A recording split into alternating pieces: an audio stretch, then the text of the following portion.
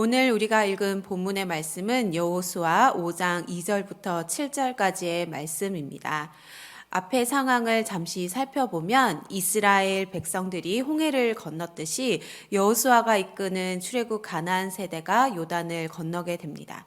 광야 1세대가 홍해를 건넌 것이 기적이었듯 지금 가나안 땅을 목전에 둔 광야 2세대에게도 요단을 건너는 새로운 기적이 일어났습니다. 이들에게 요단을 건너는 것은 너무나 큰 문제였습니다. 이스라엘 백성이 요단 앞에 섰을 때 하나님께서는 제사장에게 언약궤를 메워 앞세워 나가게 하시죠.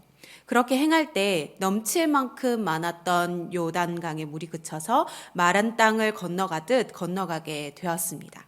그리고 이들은 길갈이라는 곳에 기념비를 세우며 놀라운 하나님의 은혜를 기념하고 감사하였습니다. 하지만 이스라엘 백성들과 달리 두려워 떠는 사람들이 있었는데요. 어제 본문인 1절 말씀을 보면 요단 서쪽의 아모리 사람의 모든 왕들과 해변의 가나안 사람들의 모든 왕들이 여호와께서 요단물을 이스라엘 자손들 앞에서 말리시고 우리를 건너게 하셨음을 듣고 마음이 녹았고 이스라엘 자손들 때문에 정신을 잃었더라라고 기록하고 있습니다. 여기 요단 서쪽의 아모리 사람들은 산지 사람들입니다. 산지에 살고 전쟁에 능한 자들이죠. 해변가에 있는 가나안 사람들은 전쟁에 능하다기보다 무역에 능한 자들입니다. 이 아모리 사람, 가나안 사람 이렇게 말한 것은 가나안 지역에 살고 있는 사람을 대표하는 표현입니다. 지금 요단을 건너 이스라엘 사람들이 오고 있다는 소식을 듣고 있는 약속의 땅에 살고 있는 모든 사람들이 겁을 먹었다. 이스라엘 사람들은 두려워하고 있다라는 뜻입니다. 이스라엘이 전쟁해야 할 적군의 사기가 저하되어 두려워 떨고 있는 이 상황 가운데 선제 공격을 한다면 승리할 수밖에 없는 너무나 유리한 상황이고 좋은 기회입니다. 이것을 보면 이스라엘 백성들의 모든 상황이 하나님의 약속대로 성취되어 가고 있는 상황임을 볼 수 있습니다.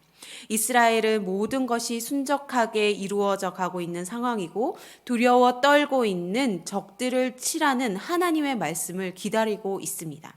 그런데 하나님께서는 전혀 생각지도 못한 일을 행하라라고 말씀하십니다. 2절 말씀을 다 함께 읽겠습니다.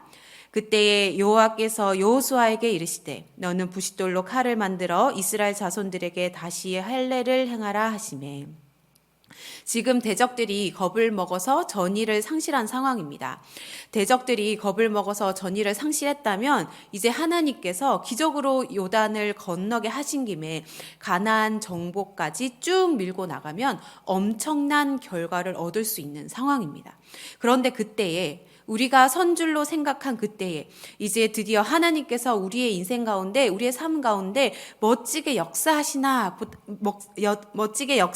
보다라고 생각한 그때에 하나님께서는 할례를 행하라라고 명령하십니다. 전쟁을 치루어야 하는 상황 가운데 할례를 행하라라고 하는 하나님의 명령은 지금 이 상황 가운데 맞지 않은 명령입니다. 우리가 이 기세를 멈추지 말고 쭉 이어가서 전쟁을 해야 하는 그때에 하나님은 멈추어 서서 언약을 새롭게 하라라는 명령을 주십니다. 모든 것이 맞지 않아 보이지만 여호수아는 다시 순종으로 백성을 이끕니다. 3절을 보면 여호수아가 부싯돌로 칼을 만들어 할례산에서 이스라엘 자손들에게 할례를 행합니다. 앞선 말씀에도 그랬지만 요단강을 건너갈 때에도 하나님께서 제사장들로 언약궤를 메고 먼저 가게 하시고 얼마간 떨어져 이스라엘 백성들이 도착하게 하셨습니다. 말씀이 먼저 앞서고 주신 말씀을 따르는 순종이 여호수아에서 발견되는 특징입니다. 지금 이스라엘에게는 너무나 어려운 상황이고 매우 당황스러운 상황일 수밖에 없지만 하나님의 말씀이기에 말씀하신 대로 명령하신 대로 순종합니다. 사랑하는 여러분, 우리는 순종과 믿음이란 단어를 참 많이 사용합니다. 순종이 무엇이고 믿음이 무엇인지 우리는 너무나 잘 알고 있습니다. 내가 하나님의 자녀로 하나님을 믿고 하나님의 말씀하신 그 말씀을 지키며 살아가야 한다는 것을 너무나 잘 알고 있습니다. 그런데 너무나 잘 알고 있는 것을 내 삶에 적용시켜 내 생각, 내 행동, 내 언행에 적용시키며 말씀 한 절 한 절을 믿고 순종하는 것은 세상에서 제일 어려운 일인 것 같습니다. 하나님께서 우리에게 말씀하시는 것을 지키는 것이, 순종하는 것이 하나님을 믿는 것입니다. 지금이 기회인 것 같은 그때에 멈추라고 하시면 멈추는 것이 하나님을 믿는 것이고, 내가 당연히 한 소리 해도 되는 당연한 그때에 참는 것이 하나님을 믿는 것이고, 사방이 막혀 아무것도 보이지 않는 그때에 하나님을 찾는 것이 하나님을 믿는 것입니다. 여기에 모인 저와 여러분 모두가 그때에 하나님을 믿는 믿음 때문에 순종의 자리에 나아갈 수 있길 소망합니다. 막막한 상황이지만 여호수아가 하나님을 믿었기 때문에 하나님께서 말씀하실 때 그대로 순종합니다. 그리고 4절부터 7절까지 왜 할례를 새롭게 하게 되었는지 그 이유에 대해서 말씀해 주십니다. 4절에 애굽에서 나온 모든 백성 중 남자 곧 모든 군사는 애굽에서 나온 후 광야 길에서 죽었다라고 나옵니다. 이건 이스라엘 광야 1세대가 죽었다라는 뜻이죠.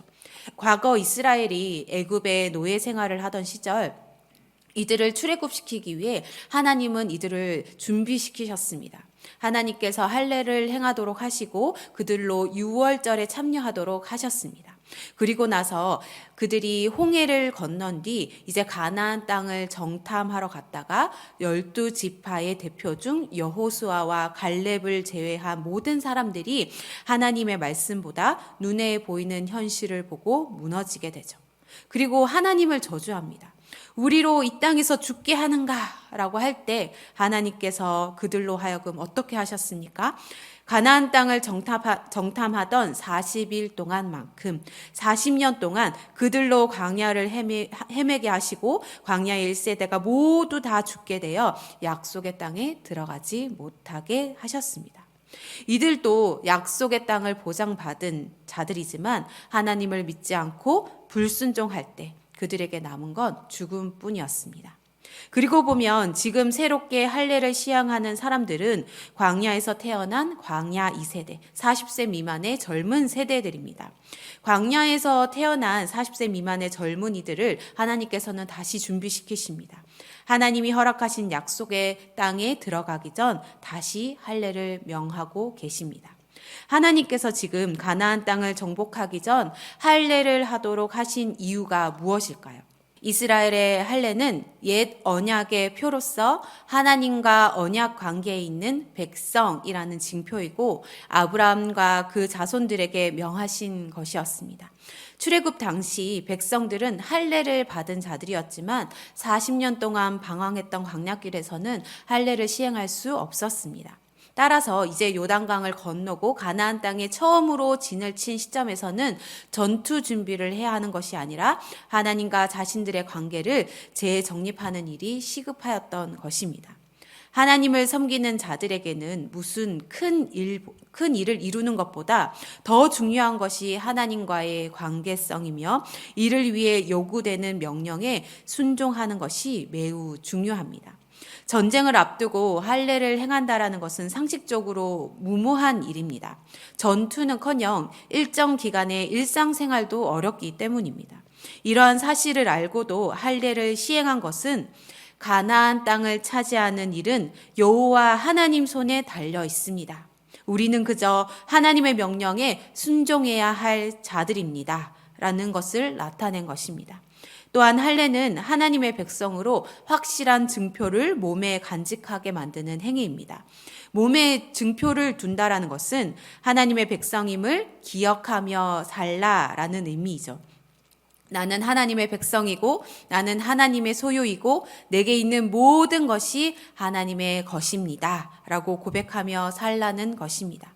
그래서 하나님의 관점에서는 이스라엘 백성들에게 요단을 건넌 후 즉각적인 전투보다 중요했던 것이 하나님과의 언약 관계를 점검하는 것이 최우선적이었던 것입니다.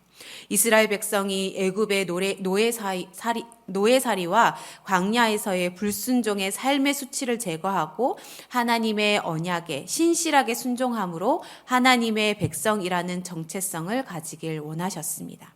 사랑하는 성도 여러분, 이 말씀을 대하는 우리에게도 하나님께서는 순종을 원하시고 하나님의 백성으로서의 정체성을 가지길 원하십니다.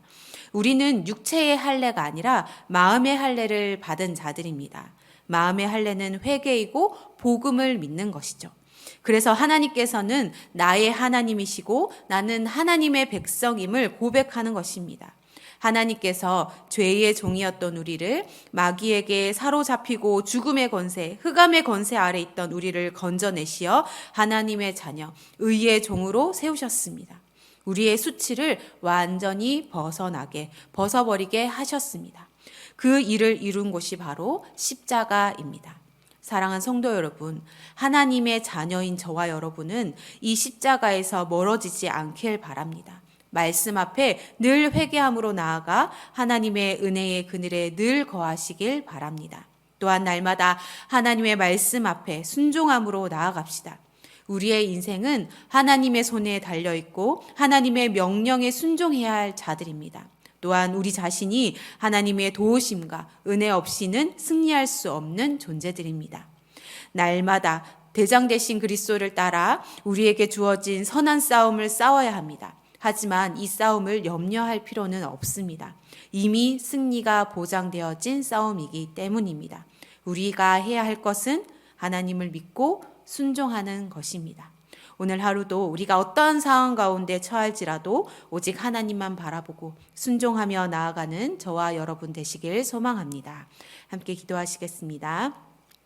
하나님 아버지 감사합니다. 죄로 인해 죽을 수밖에 없는 저희들을 십자가의 사랑으로 우리의 모든 수치를 씻어주심에 감사드립니다. 하지만 우리의 삶을 돌아볼 때 하나님을 믿는다 하면서도 하나님보다 앞서 달려갈 때가 많음을 고백합니다. 비록 세상보다 더딜지라도 하나님이 무엇이라 말씀하시는지 알기에 힘쓰는 자들이 되게 하시고 세상 가운데 하나님의 자녀라는 정체성을 잊지 않고 순종의 삶을 살아가는 저희들이 되게 하여 주시옵소서. 아버지, 말씀을 대할 때마다 깨달아지게 하셔서 늘 회개의 삶을 살아 늘 은혜의 그늘 가운데 거하는 저희들이 되게 하여 주시옵소서. 하나님 아버지, 수원제일교회와 성도들의 가정과 직장과 학교를 지켜주셔서 우리가 있는 그곳에 하나님의 역사가 있는 자리가 되게 하여 주시옵소서. 오늘 하루도 온전히 하나님만 의지하며 나아가게 하옵소서. 예수님의 이름으로 기도합나이다. 아멘.